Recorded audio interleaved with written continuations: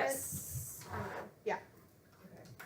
Starting time now. My name is Alden Rafferty, and Connor and I strongly affirm the resolution the United States federal government should lift all or most of its sanctions on Venezuela. So we think you should be doing this based on net benefits. If the plan is better than the status quo or competing policy option, you should be voting for the affirmation. Some quick definitions: lift is to remove sanctions, and sanctions are any kind of law or rule put in place to economically harm another country. So obviously, as you know, we've been placing a lot of sanctions on Venezuela and the status quo, specifically like oil sanctions, but just a lot of sanctions in general. Why is this? Well, onto our inherency. There's a lot of tensions right now. Because of the political position that Venezuela is in. The United States specifically does not like Maduro, who's currently like in charge of Venezuela, is ruling things in Venezuela, and that's why we have a lot of the sanctions placed. We're trying to weaken a lot of the stuff in there, and essentially like the end game is like trying to get Guaido up into the power, but as you're going to see in our case, that's not really being effective. It's actually hurting other people way more than it's doing what it's intended to do. So our plan is we're going to lift all sanctions. We're doing this as soon as possible in normal ways and means. Do you have any questions? Just for your advocacy, if your advocacy proves that like most is better, are you dropping your advocacy and changing to most?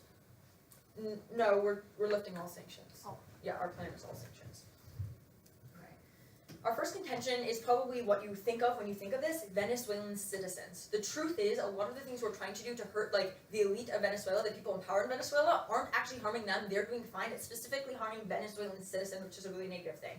Uniquest one: the Venezuelan economy has tanked because of these sanctions. There's sanctions on Venezuelan oil, has tanked their economy because that's their largest source of income.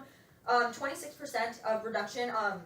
There's been a 26% reduction in the size of their economy, which is obviously really, really bad. Secondly, inflation has made the Venezuelan currency essentially useless. So a lot of the individuals in Venezuela who had money, who had savings, literally worth nothing. Essentially now they can't buy food, they can't buy anything, they can't pay rent, they can't do anything like that. And 90% of the country lives below the poverty line right now. Half of them can't meet basic food needs. This is uniquely because the United States sanctions have absolutely destroyed their economy, have tanked their economy. I'll get to the end of my uniqueness. Secondly, people in Venezuela is starving. Again, we already told you half of the people in Venezuela can't meet their basic food needs. Hospitals are being overwhelmed by children suffering from malnutrition. The mortality rate from children rose from 0.02% in 2017 in 2012 to 2% in 2017. Obviously, this is absolutely drastic. There are kids dying, there are kids starving. Obviously, if you're starving, you can't get a good education. This is a cycle that's perpetuating the cycle of poverty, perpetuating a lot of death and a lot of dehumanization. We say that Venezuela rejects food aid. Maduro has called it a rotten gift from the United States. So they're not taking any food aid that's being sent to them right now. Their economy's crashing, the people are starving, and what we see is that Maduro's still in power. A lot of the people we're trying to harm with these sanctions are still in power. It's not actually having an impact on that. Actually, it's impacting the citizens far more. So the link, we see 4,200 people per day fleeing to countries like Colombia and Brazil. In those countries, they're being sexually assaulted. There's a lot of terrible things. They're starving. They're being trafficked. It's a really, really negative situation there. But also, obviously, there's a lot of starvation. Our link is when we stop these sanctions, people now can afford a living. They can get jobs. Jobs will increase. There's going to be less starvation. More people are going to be working. Less death in general. Less people having to flee the country. And the consequences of that are obviously a decrease in death, decrease in starvation, increase in like things like innovation. Because when you can't meet your basic necessities, you obviously aren't going to like have the ability to innovate to do anything like that. Question. Yeah, you claim in the main claim that like we're hurting Venezuela specifically through oil tariffs. How is that possible when they were only enacted within the past 19 hours? Were they able to tank the entire Venezuelan government? We don't just have that through oil. We like a lot of our sanctions have been on things like a lot of the jobs in construction have gone down because we're placing like tariffs and different sanctions on a lot of the things that they use to build buildings. Their car industry is crashing currently because we're putting tariffs on like a huge portion of their economy. In February, they implemented new. And in February, they implemented oil sanctions. So like the ones that are just implemented are on top of that, but like we already have had oil sanctions, and it's really devastating their economy. Obviously, this is a really negative thing, and really the only way to solve for it is by removing sanctions because we see that food aid hasn't worked. Our second contention is that of Brazil. So right now we see high anti-refugee sentiment. Again, we give you the analysis that 4,200 refugees per day are fleeing into places like Colombia and Brazil. Brazil specifically has really high anti-refugee sentiment. For a while, they closed off their borders to refugees because the people were like so upset at it. They ended up reopening it. But what we see is who's in power right now. Bolsonaro has essentially been spreading a lot of anti-refugee sentiment. He's been telling these people, like, I know they're coming in, but we're going to deal with it. We're going to stop this. We see that Bolsonaro has been really bad. He's been really bad for LGBT rights. He's been, persecuting them. He's been oppressing people, indigenous people on indigenous lands. And again, he's spreading this anti-refugee sentiment. He's, like, not a great dude in the status quo. And what we see is right now, people are dubious, but they're kind of buying what he's doing. So what we see is that they're dubious of a lot of the stuff he's doing, but actually because they also are kind of in an economic rut, their construction jobs are down 40% since 2014. A lot of things aren't doing well. But people, because they're so desperate to have a leader who they think can protect them, their consumer confidence is actually at a 6.5-year high. So basically there's this economic downturn happening, but people are really, think that he's changing it around, and they're really, they support him because of that. And this anti-refugee sentiment is making him kind of a hero in the Brazilian people's eyes. They kind of are ignoring a lot of the economic suffering they're going through because they're like, look, he's going to protect us from the refugees. Why is this important to this round today? Well, the link in the plan passes and we see a decrease in refugees. We're also going to see a decrease in the ability of Bolsonaro to like run on this platform of like, look at me, look at all these refugees, I will protect you. And consequently, and it's not just him, it's like other people too. Anyone in that region who wants to run on this like essentially often oppressive and really, really terrible platform of like refugees bad won't have that ground anymore because the refugees are going to be going away, and consequently people are going to see past this issue, this really visible issue of the refugee crisis, and instead pay attention to things like the economy, the things that are happening to LGBTQ plus people, like the oppression of indigenous people, and they do want better, but they've just been siding with him because of these promises he's been making, because of how harsh and he's been on refugees. He's been really harsh and like not giving them enough food aid. So what we're going to see is people are actually going to end up voting in the next election for someone better and like actually see these issues and someone better for LGBTQ plus rights, indigenous people. Question? Yeah, the whole cycle that you're talking about is a victim blaming cycle. So what you're saying is that we should fix the victim, not the perpetrators? No, what I'm saying is we should help the victim. We should make sure that they don't have to like be starving, don't have to leave anymore. And like it's obviously not their fault that that's happening. It's the United States' fault because we put sanctions on. So obviously the United States has to stop so that we stop victimizing these people and putting them in really terrible situations. Okay. Off time roadmap, okay?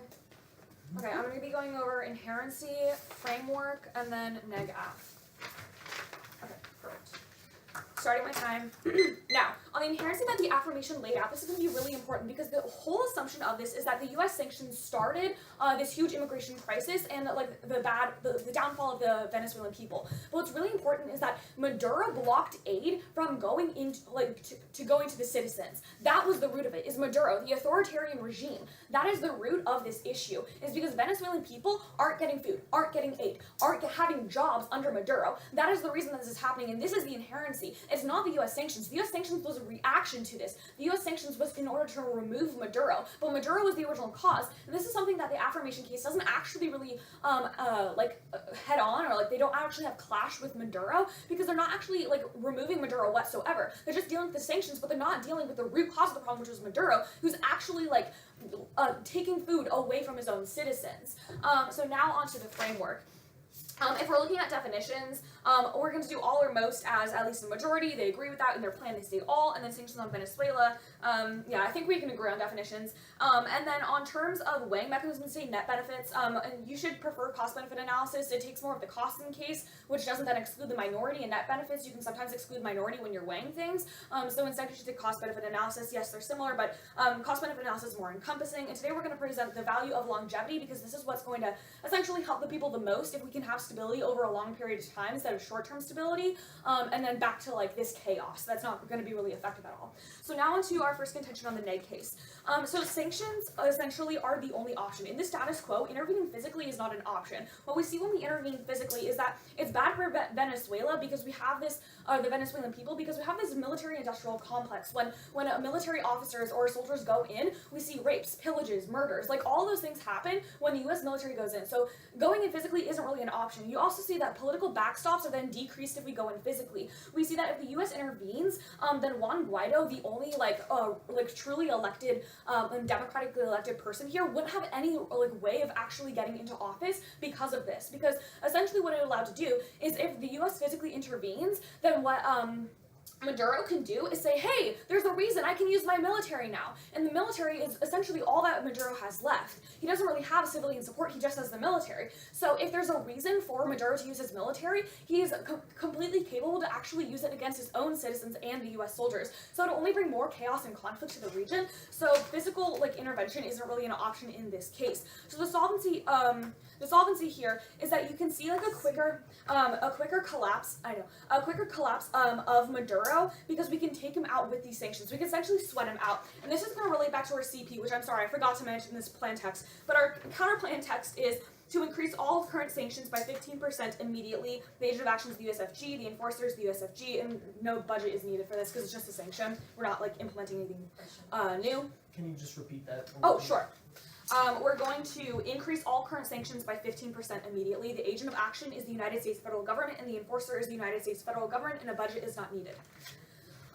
Okay, so because of this, with this counterplan, what we see is that we can like essentially sweat out Maduro, and there's no, because the oil, his military is dependent on the oil. So what this does is it sweats out his military, which is only based in Venezuela. He doesn't have the citizen support, he only has the military. So if you can sweat out his military through oil sanctions, what it allows is he has no support to actually like stand on ground, which then actually like solves the Maduro problem. This is the fastest way to get Maduro out, which is the root problem of all these like damages of the citizens and of the region. So the impact here is twofold. First, you see more stability in the region because of the fact that Maduro is not going to be an authoritarian regime anymore, because we are able to actually sweat him out. The affirmations plan doesn't do anything to Maduro, so it doesn't touch the root problem of this issue.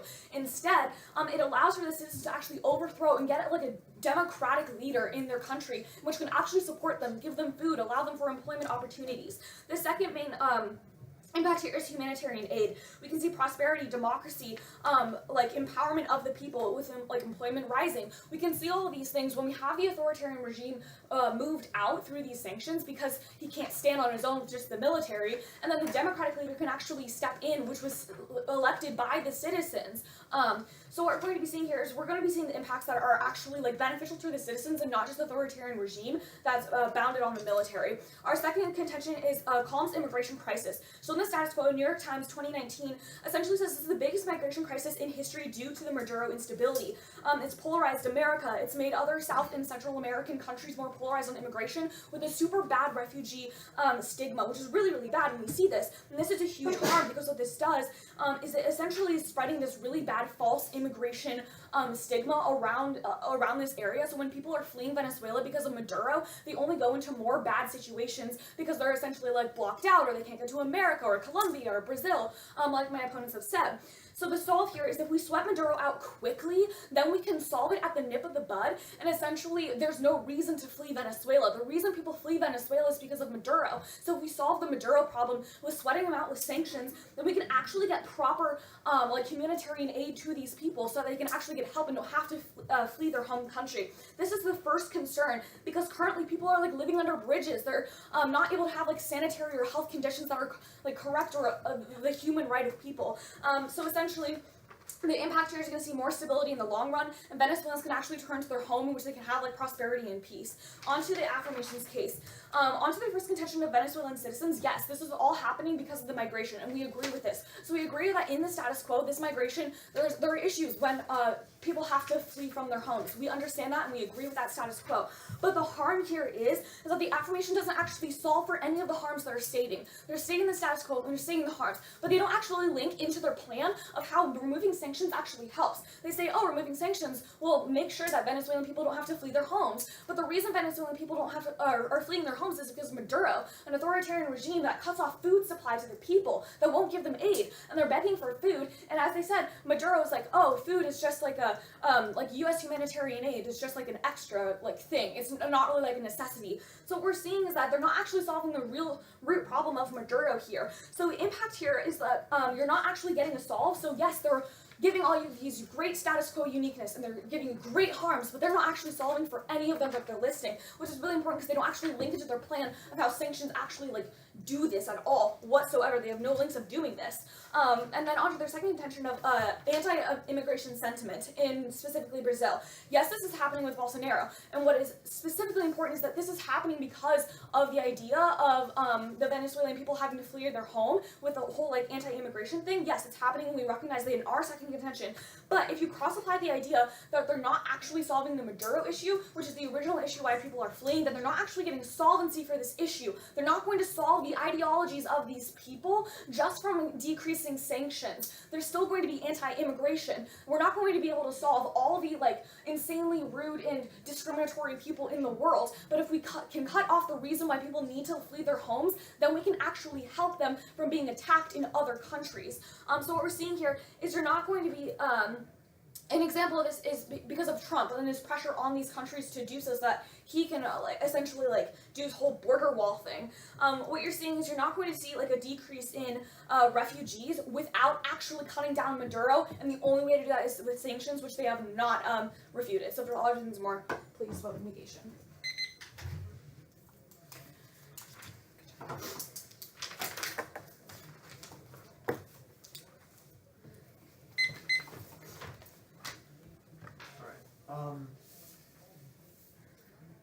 I guess I'm going to start with the counterplan and the solvency arguments, and then like the analysis about sanctions being the only option, migration crisis, and then AFCA's. I'm sorry, can you go over that one more time? Counterplan. Counterplan. I don't know if this was a dis-ad, but like sanctions being the only option. Okay. Those arguments. Migration crisis, and then AFCA's. Correct. Thank you. Okay.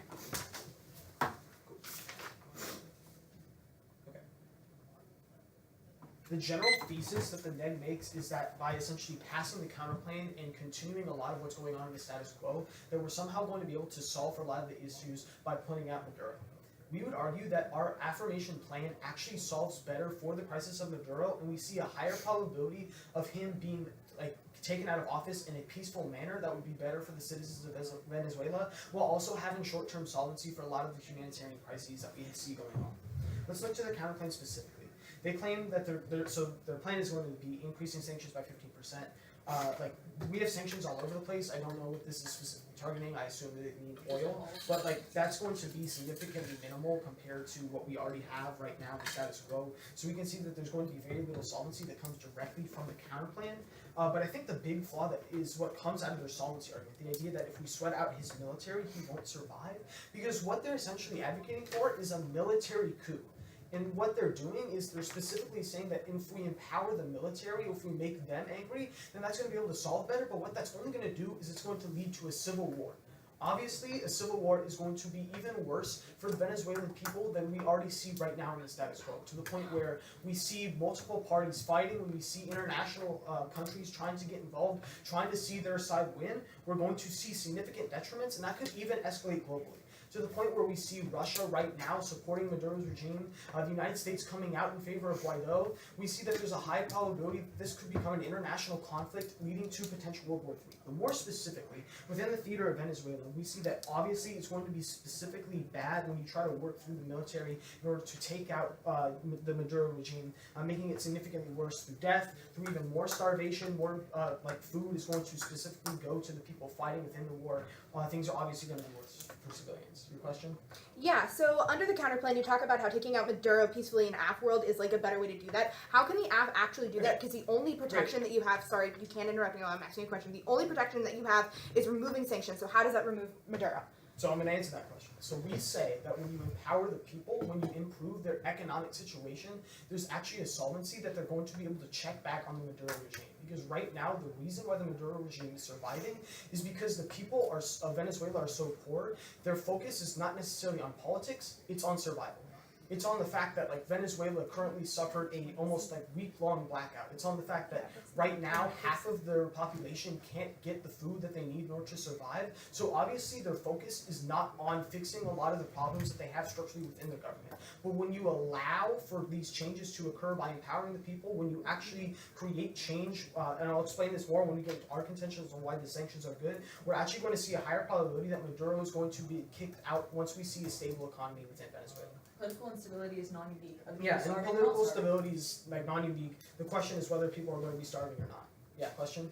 So are the people going to be overthrowing Maduro? The people are going to be democratically voting him out. The situation that you described when you specifically talk about when we sweat out the military, you essentially advocate for like a military option, which is obviously significantly worse than trying to vote him out. Let's go on to their analysis about sanctions being the only option. They basically make the analysis that like political backstops would have no way of getting in office if we pass the plan, but we see that like corruption is only going to be solved when we empower the people of Venezuela. The only way that we're actually going to create long-term solvency is when we improve the economy, when we make people more aware of their poor political position, which right now their focus is not on within the status quo. We're actually going to see significantly more solvency. Onto their analysis about the migration crisis. They talk a lot about stigma against refugees. Obviously, that's a bad thing, but the plan clearly makes the situation worse. The CP makes the plan the situation significantly worse. To the point in which we're increasing sanctions, we're going to see more suffering between the time period that they provide. And also, there's no quick solvency with 15%. 15% is going to have little to no impact on the long-term solvency. It's only going to make the situation worse. And if we get rid of sanctions, we can have talks with the government. Yeah, and if we get rid of sanctions, we're going to actually have the opportunity to resolve things peacefully at the point in which you essentially increase the amount of sanctions. There's no way that Maduro is going to be able to listen to other powers like the United States or other Western powers that come out against his regime. And so the only way we're actually going to be doing this, be able to have long-term solvency, is by passing the plan of the activation. I'm sorry, I'll get to the end of it if I have time. I have a lot to get through. Maduro. Okay, so on the inherency, they make the analysis that the problem is Maduro. Maduro is blocking the aid going to the citizen, but he does this because he's lost trust in significant powers like the United States that provide the aid. This aid is being backstopped right now in Colombia because Maduro is essentially advocating that there's a big issue with this aid, uniquely because it comes from the United States. The United States is portrayed as the enemy. He also blocks food aid from the EU because he portrays them as the enemy. Essentially, anyone that's putting a lot of restrictions and sanctions on him is viewed as bad, and therefore any time they actually try to provide food aid and help is going to only be rejected, meaning that when we actually pass the affirmations plan, we're going to see solvency for this issue, because at the point in which they're actually going to be able to we're going to be able to be stripping this long-standing tension, we're actually going to be able to work towards a diplomatic solution, we're going to see more aid going to citizens. Sure, your question. Yeah, he also sent aid to China, aid was also sent from China, Peru, Bolivia, and the UK, who famously voted to leave the EU. So how is this specific? If he's denying all of this aid, why is it just the US? Because they also have sanctions. The EU has sanctions, the US has sanctions, all of these powers that you mentioned have sanctions, and so when we remove the sanctions, we work towards a diplomatic solution that's going to have significant long-term Sorry, solvency. can I ask a follow-up? I'm sorry, I've already answered a lot. I still only 2 minutes. Let's go into the link level. They basically claim that we have no solvency. Asking the question, how do they help? Let's review basically the gist of our contention about civilians. First, we make the claim that by removing oil sanctions, you're going to bring them, you're going to improve the economy significantly, at the point in which we see that these most recent restrictions in February have essentially decreased the total Venezuelan economy 26%. We see significant loss of jobs, meaning that a lot of Venezuelan people are out of their jobs, they don't actually have a stable income, and at the point in which inflation is basically ruining any ability to actually purchase goods, the only way we're going to be able to solve for this is when we include Venezuela back within the global economy, when we allow the United States to actually trade with them and stabilize that currency and other countries. We're actually going to see significant ability to solve for a lot of the economic issues that are uniquely correlated with death and starvation. Again, extend my analysis that there's a high probability that Maduro is going to begin accepting significant food aid when we remove these restrictions, because right now what he's saying is that because the US, the UK, and other countries that have been placing, trying to get food aid through, they're bad because they're placing significant sanctions on them, we're going to be able to remove that excuse, and he's likely going to be able to actually accept this aid. On to Brazil. They basically say that we have no solvency for the Maduro issue, but again, the current suffering is a flashpoint issue, and once we solve that, we can better solve for other significant issues, specifically within the regime, when we're going to be able to actually empower a lot of the people within Venezuela, when we're going to be able to actually fix the economy, ensure that the mortality rate for infants is at 2%, at the point in which we're essentially going to be removing a lot of the suffering that we see right now in the status quo. We're actually going to see solutions democratically that emerge, because when you empower people, you allow them to actually change the government. And once we actually change the government, obviously we're going to see an end for a lot of the systematic issues that we see right now happening in the status quo. Vote AF because we provide an outlook for a democratic solution, whereas the negation essentially advocates for an extremely detrimental and harmful civil war.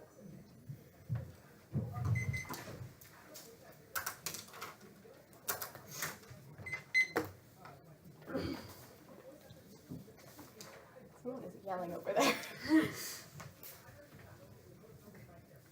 Let me know when the judges are ready. I'm going to give an off-time roadmap. So the first thing that I'm going to go over is the neg and then the af.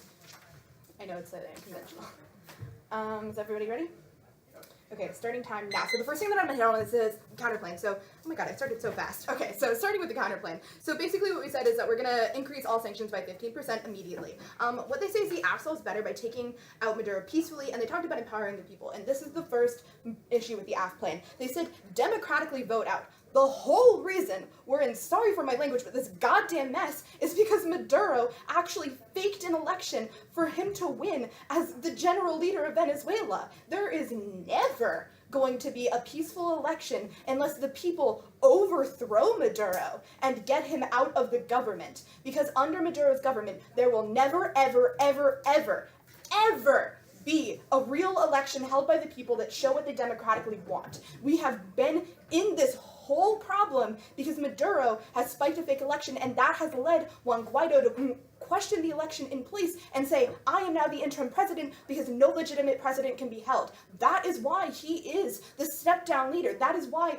we need to have these people overthrow their government. Otherwise, there will never be change. And here's what's important too. They also talked about how 15% can't actually change anything because it's not crippling enough. But in their first contention, they said that there were all these humanitarian crises, that these sanctions were so crippling that it needed immediate action and cannot be delayed. 15% is going to have Maduro on his friggin' knees. This will actually quickly solve the issue because my opponents have stated that this is such a dire situation that we have to take immediate action. This immediate action would put Maduro extremely out of office. Here's why. The sanctions are directly connected to the military. The military are the people that are actually behind Maduro and the only faction of the government that he has left. Those military are opposing the current citizens from stepping down. If Maduro doesn't get the proper money that he needs because those sanctions are imposed, it means he can't fund his military. That doesn't mean that the military turns against him. It just means he can't fund his military. And with a weak military, the people who actually want to take over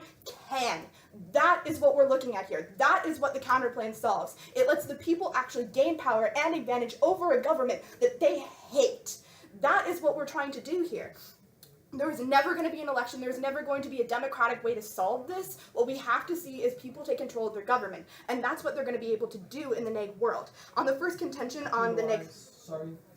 So if I didn't accept a question. On the first contention, we talked about how sanctions are the only option. So in the status quo, we talked about how physical, if you want to ask a question, stand up, I'll take it. On the first contention, we talked about how sanctions are the only option. We talked about how physical intervention is not possible from other outside countries because what this does is it destroys Venezuela's political backstop to actually get a functioning, well-used government in place. Yes?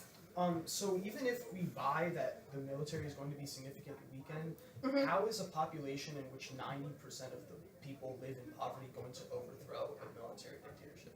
It's a great question. So actually currently in like the status quo in like Venezuela's like current situation, a lot of like the people in Venezuela are either being sent money from outside sources from like the US or things like that. And there's also an extreme black market run in Venezuela, which the people can actually survive by trading goods, services for things like food and homegrown gardens. So they are surviving and they are getting by. And the quicker that we can take Maduro down and weaken his military, the quicker they can act. So the people will have the ability to take action, and they've already been trying to do it. When Maduro stopped military aid, when he stopped aid from coming into the country, the citizens violently acted out, and because the military wasn't letting them through because they were so evenly advantaged, they decided to just burn it. The citizens have entire will and the ability to overthrow the government. In this case, in the first contention, when talking about sanctions and by basically sweating Maduro out as the only option, it was never responded to that physical intervention is not possible here. That's extremely important because that means that the AF can't go back by saying, oh, well, like physical intervention, we can just do that. If like this is also bad, the international community can act. No, this has flowed through. That any physical intervention would be bad and worse for Venezuela in any case. On the sweating out Maduro argument, they basically talked about how like this is a military coup. That's not what we're saying. We're saying that the citizens need to take power of their government. And in most historical records, when citizens take power of their government, government, it's a good thing. Look to India and British rule. When Indians actually overthrew the British in India, it was a giant victory, and they actually were able to put in place a democracy that worked, that didn't oppress them. The most important thing is that the citizens have to take power of their government where they want it. It has to be what Venezuela wants. Outside actors can't determine what Venezuela wants. Venezuela wants Maduro out, and this is the best way to do it.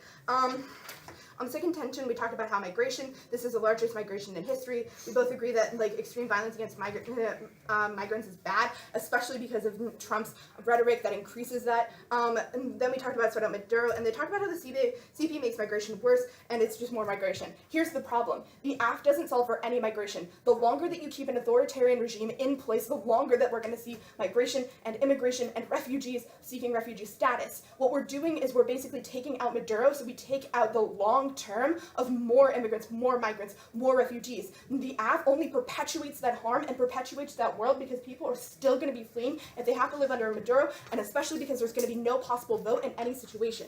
Continuing on to their case. So first on the inherency, we basically said that U.S. sanctions didn't start all this. This was like a reaction to Maduro. Then they said that he stopped aid because of distress of the U.S., but the thing is they never responded to the question that he rejected tons of countries' aids from people who don't oppose Maduro, famously China. China has been supportive of Venezuela. They trade with Venezuela, and they went to send them aid, and they rejected it. So this argument is completely overthrown. The reason that he didn't allow that aid in is because if he accepts it, he looks weak, and he basically says that he's weakening his country.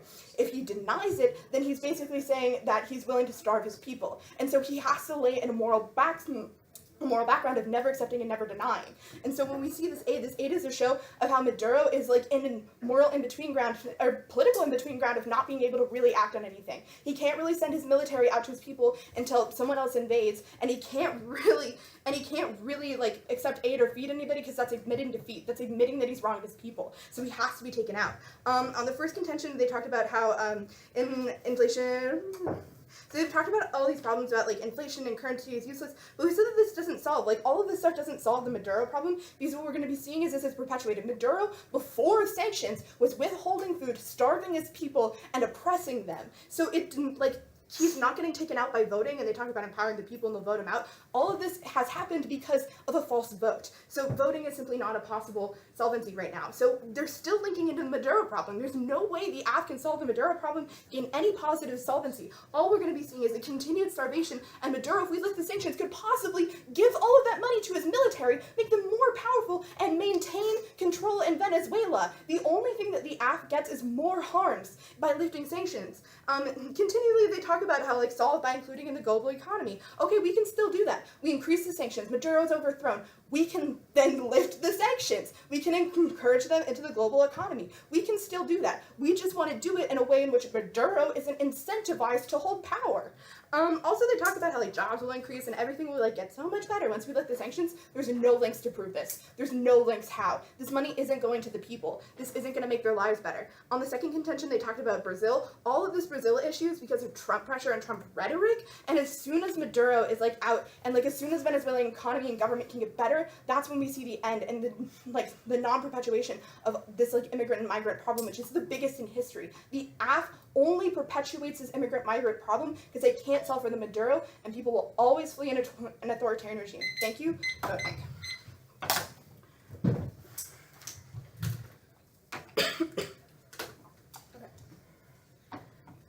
Everyone ready? Perfect. Starting time now. Today I'm just going to be giving you 2 voting issues of why you should vote neg in today's debate. First on solvency. So I'm going to do a world-by-world comparison, so AF world and then neg world. So on the AF world, let's look at the actual solvency that they have. So they present their plan where they're essentially getting out all sanctions. So what this does is they have no link from their plan into solving the harms and status quo that they actually gave into their 1AC. So what's really important here is if they don't link from their plan to actually solve the harms that they propose, which is the immigration crisis, which is the people starving, because Maduro is essentially keeping all of this aid, you can't actually vote for the AF. So essentially, what we have to look at is what is the root of the problem. The root of the problem is Maduro. Maduro, he was falsely elected into office. It was a completely rigged election. And what's important about this is that because he wasn't actually elected by the people democratically, all he's doing is trying to withhold his power within the military so he can stay as long as possible. He's hurting the civilians. He's rejecting aid from all countries, not just the US, not just the EU, but the UK, Bolivia, China, who are like allies. China specifically are allies with Venezuela. What's really important is that his like direct goal is to stay within power, and he doesn't care about the civilians. Does the plan link in to getting Maduro out? So we asked a question: how does Maduro get out? Does he get overthrown or does he get voted out? Well, the opposition said he would get voted out. What's important about this is Maduro was originally elected in a false election. He was put into office from a false election. There is no reason to say or to think why Maduro would be elected out of office, because essentially he could just rig the election again. He could just stay in power again. There's no way that they're actually cutting off Maduro at the bud. Instead, they're trying to limit all these impacts from the sanctions, but what's happening is they're not actually fixing the bullet hole. They're putting a band-aid on a bullet hole. And so the issue is you're not fixing the problems. You're not fixing the reason why people are fleeing their homes. You're not fixing the reason why we need sanctions. So the whole idea of sanctions, they're not actually solving for this. In the neg world instead, we see a 15% increase of all the sanctions on top of the current sanctions. What's important is because the Afghans stated in their first constructive that the current sanctions are crippling to the economy. If we add an increase of 15%, that's huge solvency. That would put Maduro to his knees because it links to the oil that the military needs. The military is Maduro's only standing within the status quo. If we attack the oil, which the military is dependent on through sanctions, then it weakens the military, which weakens the position of Maduro. This is the exact link chain that I am literally giving to you. You can't actually find this solvency happening in the affirmation world. You can only find it in the negation world. And they can't do physical, like a physical intervention, as we already said in our first contention. That's not good. So we're at the point where AF doesn't actually have any solvency for solving all these harms that they're proposing. Now onto the second voter of the value of longevity. So our opponents keep saying that this is a flashpoint issue, but they never actually contested our value of longevity, so that means it goes through for today's debate, which is how you're going to be weighing today's debate through cost-benefit analysis. So what's important here is that we can't just look at right now, putting the band-aid over the bullet hole. We have to actually stitch up the bullet hole. What's important here is how do we do that? We have to get Maduro out, and through sanctions is the only way proposed in today's debate that you can actually and effectively do that. You don't see that happening in the affirmation world. You can only find that in the negation world of actually doing that. Even then, this is all rooted in Maduro. Maduro is denying aid for his citizens. He's starving his people. He's making people want to flee their home country because he's such an oppressive authoritarian regime. You're not fixing that through the affirmation world. You're only fixing that through the negation world, through these sanctions. And this is aid that he's denying from the EU, from literally everywhere. Everyone's trying to help these citizens, and he's denying it literally just to stay in power. He has no care for his actual citizens. So what's important here is that for the longevity of the people of Venezuela, in order to solve this immigration crisis, you have to keep these sanctions and increase the sanctions with a counter plan to sweat him out and to actually get these people back in a stable home. So all means more vote negation.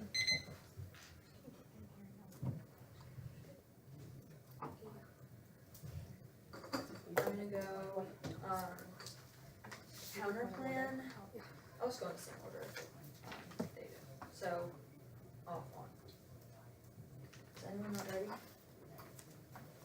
All good? Starting time now. At the end of the day, you're going to be voting for the affirmation team because we all agree that political instability is non-unique. There's going to be some stuff happening with Maduro, like they tell us he won't come in democratically. Like with that response, we agree. There's probably not going to be this like perfect handy dance or like sing kumbaya together. Oh look, everything's peaceful resolution. The question is, if there's going to be this big overflow or this big like civil war, whatever's going to happen, do the people have power or do the people have no power? Let's talk about the counter plan. They say they're going to increase sanctions by 15%. One thing they really don't understand about our case is that we show you that the military is doing okay in the status quo. They're diverting funds, they're taking funds away from the people, and the military is strong in the status quo, even though we have sanctions. So the military and Maduro are okay in the world of sanctions, but who suffers? The civilians. The civilians are the ones being hurt by these sanctions because these sanctions aren't targeting specific people, they're overall economic sanctions. Point of order, this is a new point that wasn't brought up. Currently, in your first contention, you never mentioned the military. The only thing that you mentioned was inflammation, poverty, all due to the economy. The military was never hit on this debate. So our entire contention is about how the sanctions were intended to overthrow Maduro and to overthrow like the people in power, which is the military, but how it doesn't, it hurts the citizens. That's like our entire contention. but under I consideration. say you can continue with the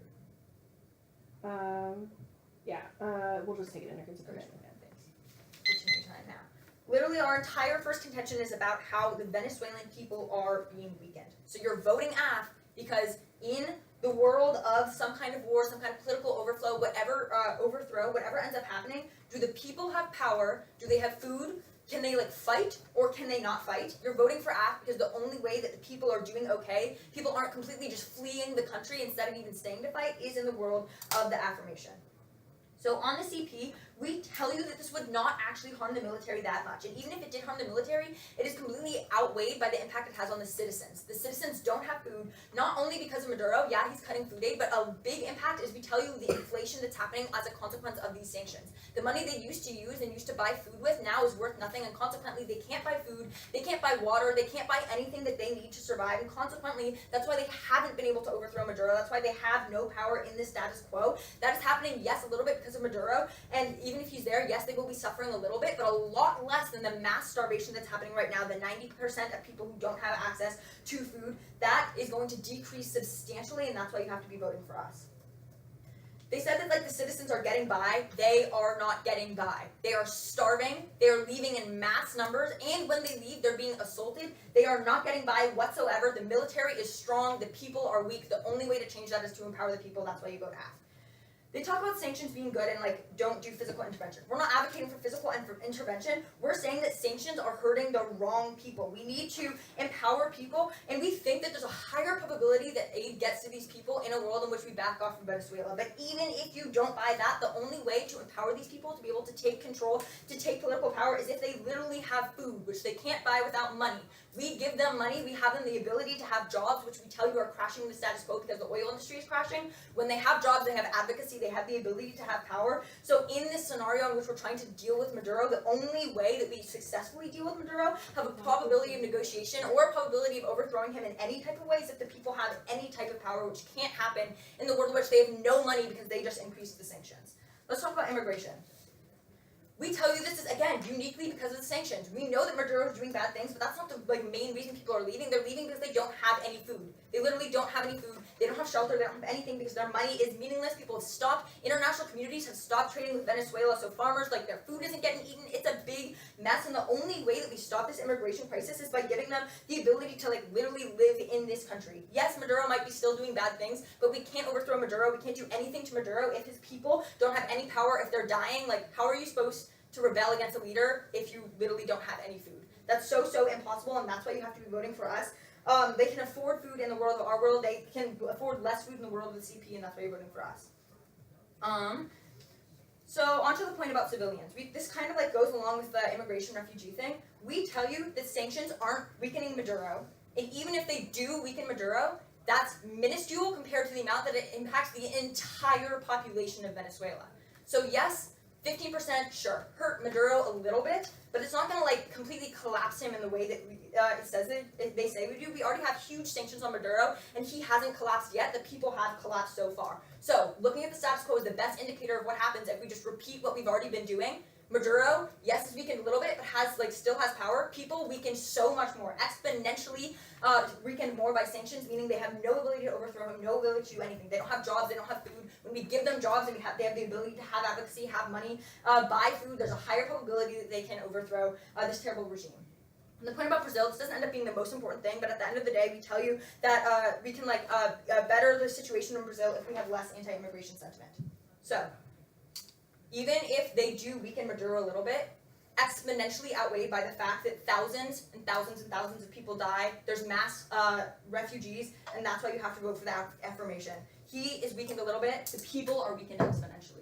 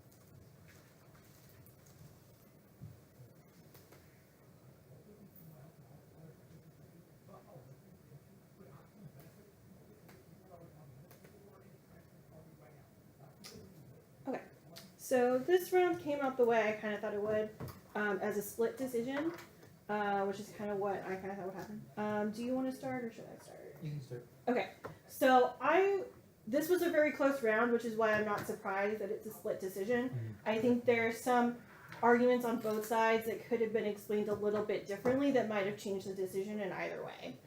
But I did think that this was a really good round and that the arguments that both sides had was really good. Oh, actually, let me turn this off first.